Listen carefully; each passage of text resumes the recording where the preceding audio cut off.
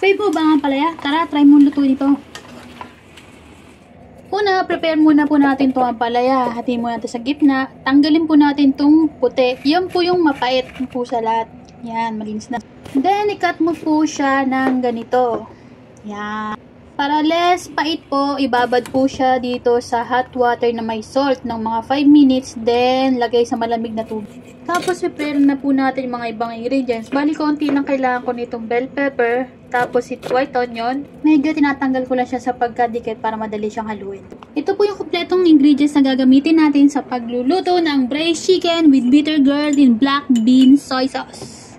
Start na po tayo magluto. Una, pinan-fry ko muna tong manok until maging golden brown. Then, nilagyan ko ng ginger, tapos yung black bean. Sinabay ko na rin yung bell pepper, tsaka yung white onion. Nalo ko ng konti, tapos tinakpan. Pagluto na yung manok, ilagay na itong ampalaya. Lagay na rin itong sauce. Luyin mo pala 10 minuto hanggang maluto po itong ampalaya. Ito na po ang aking braised chicken with bitter gourd and black bean soy sauce. Thanks for watching!